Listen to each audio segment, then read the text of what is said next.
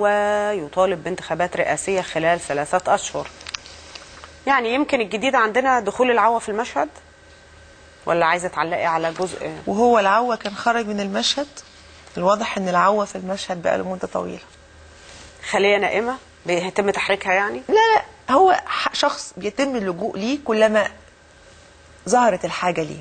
فكرك لما كان في الاستفتاء على الدستور، الإعلان الدستوري بعد في 19 مارس 2011، استفتاء مارس، حكى ليه وده نشر في حوار في المصري اليوم مع دكتور علي الغتيت الفقيه الدستوري والقانوني، وقال لي ان هو كان معترض تماما على فكرة الإعلان الدستوري، وأنه يجب وضع دستور لمصر مش إعلان دستوري لاستغلال حالة التوافق اللي مصر بتمر بيها. وان هو طلب ده من دكتور ابو الفتوح، فدكتور ابو الفتوح راح له المكتب وقال له نكلم طارق البشري، فكلموا طارق البشري، دكتور طارق البشري، لقوا ان هو في قطر، فقالوا طب كلم سليم العوا. الكلام ده منشور في مارس 2012 في المصري اليوم في حوار مع دكتور علي الغتيت. فلما كلم دكتور سليم العوا، دكتور سليم العوا قال له انا متفق مع المجلس العسكري على الترويج للإعلان الدستوري. متفق على الترويج؟ أيوة. ودكتور علي الغتيت يعني شخص الحقيقة له كفاءته وله خبرته ومصداقيته. فقال لي وقع في يدي واستغربت. بس انت عارفة ان العوا سهل عليه جدا، انا اسفة يعني، يكذب.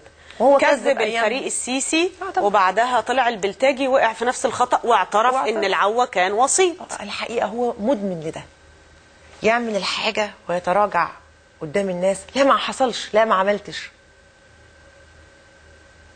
بالظبط زي موقف الفريق السيسي لما استعان بيه لتوجيه رسالة لرئيس الدولة السابق المعزول مرسي حقنا لدماء المصريين، وكمان حقنا لحالة بالظبط كده. ايه اللي حصل؟ قال لك ما حصلش. قام البلتاجي ايه؟ قام البلتاجي وهشام قنديل قبلها قال ان العوا كان الوسيط، كان وسيط معايا. شكله ايه بقى دلوقتي؟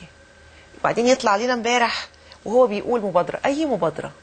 دي مبادرة تفتيت. مش هو مهندس تقسيم السودان؟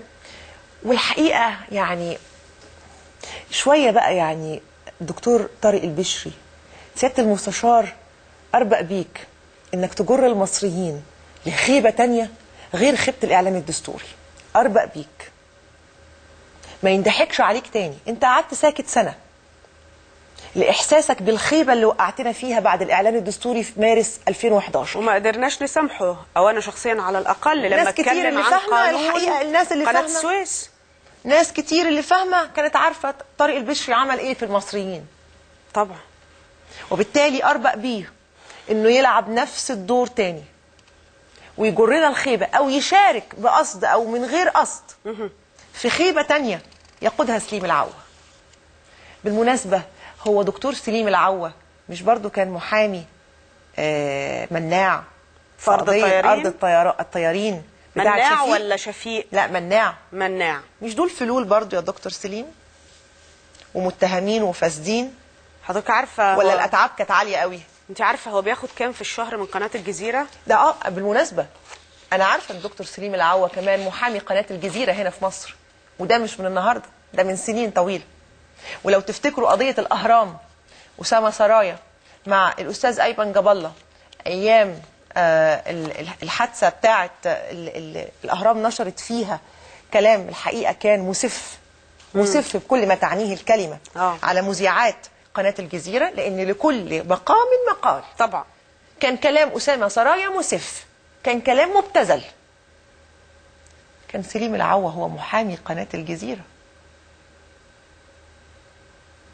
ليس من فراغ. نربط بس كده الأمور ببعضها. موقعه في اتحاد علماء المسلمين بالظبط كده، زي القرضاوي، زي الحديث بتاع خير أجناد الأرض اللي طلع فجأة ضعيف، مش موجود، مشكك فيه.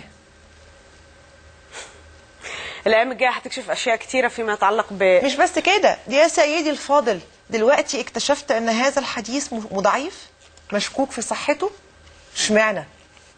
ولا انت مطلوب، انت حصان طروادة الجديد بعد ابو الفتوح لهدم المشهد المصري وتحويله للمشهد السوري؟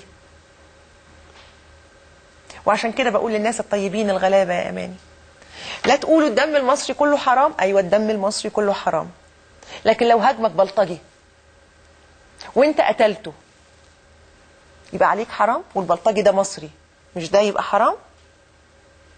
يبقى لما يهاجمك بلطجي ما تضربهوش، ما تموتهوش. لما يعتدي حد على حرمة بيتك اياك تمد ايدك عليه، عشان ده مصري والدم المصري حرام. لما حد يشد بنتك من ايدك وانت ماشي ما تقتلهوش، ما ترفعش عليه سلاح، وما تطلبش من الشرطة انها تحميك، عشان الدم المصري كله حرام. نشوى دايما بسعد بتحليلك، وارجو انه يكون بيوصل للمصريين، لان ده شعور مننا بالمسؤوليه في نهايه المطاف، اللي بنتمنى انه يعني مصر تعود دوله جميله كده واقفه على رجليها. يعني هتعود انا كل ثقه انها هتعود يعني. ويمكرون ويمكر الله والله خير الماكرين، وان شاء الله ربنا هيرد كيدهم في نحورهم ان شاء الله. بشكر حضرتك شكرا جزيلا الاستاذه نشوى الحوفي. بعد فاصل قصير قراءه ما بين سطور